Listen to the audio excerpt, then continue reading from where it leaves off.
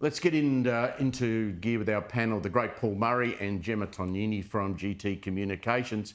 Let's start with this pipe dream idea that we heard today in the press club by the Health Minister, Mark Butler, that he's going to be able to somehow magically shut down the retail vaping business. Paul Murray, surely, and we'll hear a lot more, I'm sure, on this tonight from you. He's dreaming, isn't he? Of course he is. I mean, at the one end of things, you've got them pretending that they're going to be able to put the cart back into the horse, but also they believe, to mix my metaphors, but equally so in places like Queensland, we're going to decriminalise the possession of things like cocaine and ice. The reality is that this was an opportunity for them to tax something that's already in the market. But all of this is also, dare I say, a smokescreen for the real announcement today, which was yet another increase in tobacco taxes. Now, again, if you smoke tobacco, you're slowly killing yourself, guilty. But let's be very clear who this is going to go after. The poorest amongst us, where a packet of cigarettes in Australia is going to end up costing $50. This is a government that's apparently constantly looking for ways for revenue. I'd say tax it rather than pretending to ban it, because as best as I know, they haven't got rid of cocaine yet. Gemma, I mean, talking about that tax increase, I mean, 5% increase on a packet of cigarettes, that's proven to stop people smoking. But I do note from a communications point of view, Anthony Albanese was out of the country before that was announced. He took off for the coronation. I'm so shocked by that. What can I say? This is what we've come to see, unfortunately, from this Prime Minister. Look, I've never been a smoker. I've never even been tempted to smoke. Vaping confuses me. Vaping confuses me like a proper Gen Xer. I've had friends who swear that vaping has gotten them off nicotine. Some people poo-poo that. I'm not sure. I agree with Paul in the sense that it comes down to tax, right? And if you want to, I know that this is a federal issue, but if you want to look at what governments will and won't put up with, the safe injecting room that's going to be permanent in Victoria that you mentioned earlier, I mean, this is just about politics, really. If you want to break it down, take all of the froth and bubble away from it, all it is about politics and revenue. Paul, I mean, what you and I like to focus on is when someone makes an announcement, you actually got to be able to actually turn it into reality. We've got hundreds of thousands of teenage Australian kids who are buying vapes and using them from retail stores. And somehow they're mysteriously going to not be in retail stores anymore. They're only going to be in a pharmacy, and you're going to have a script from your doctor to go and get them.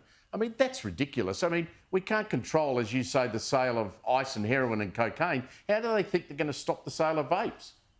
Well, the method they think they're going to be able to do it is by essentially making the disposable ones illegal. The importation of those would be illegal. So currently there's been several loopholes that means people are able to order these things. We obviously don't make them in Australia, and get them shipped into the country, and then they go around many shops around the country. That will strangle it to some degree, but there is a generation that's been exposed to this, and like many other illicit substances, good luck trying to take it away from them. But also, Pricey, I just wanted to point out just how addicted to taxes the federal government is. They are the single biggest tobacco addict in the country, because after a series of tax rises over the past 10 years, there is now about $13 billion a year that is raised in tobacco taxes, compared to $6 billion, which is petrol taxes. So you want to talk about where... That's a false equivalence, I think. Everybody needs to drive. Not everybody needs to take a dart out the back after work. You're talking 100%. Not pretending that's not the case at all, Gemma. But it is one of those things. It's a vice tax. It's a voluntary tax. You choose to pay it. But my suggestion is that we have a series of confusing messages that we send about legal versus illegal, right? So legal is tobacco, that's taxed.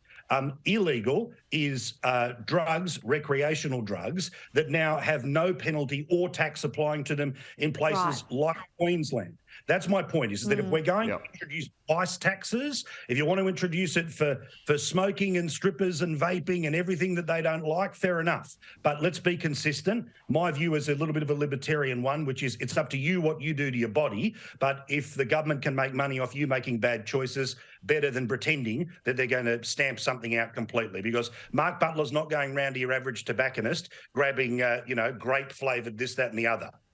How dare you claim to be a libertarian? Can I just ask you a personal question? You're a self-confessed smoker, and no one's judging you on that. I smoked ages ago. Don't do it now. Have you tried vaping? And is it, like they claim, a pathway to giving up tobacco? A lot of people that would normally smoke cigarettes have started to move towards things like vaping, but the evidence is absolutely inconclusive about whether it is a gateway out of it. I'll be honest about my own behaviours, as you know, I'm more of a cigars man, terrible, evil, awful, doing horrible things to my health. No, it's not. But it's not quite a vape that's turning up the same size as a cigar anytime soon. But look, again, it's this bizarre world, right, where teenagers are doing this, so let's turn around and ban the thing that teenagers are doing. Well, as soon as you make it illicit, some dodgy person's going to make a lot more money than any convenience store has currently been making.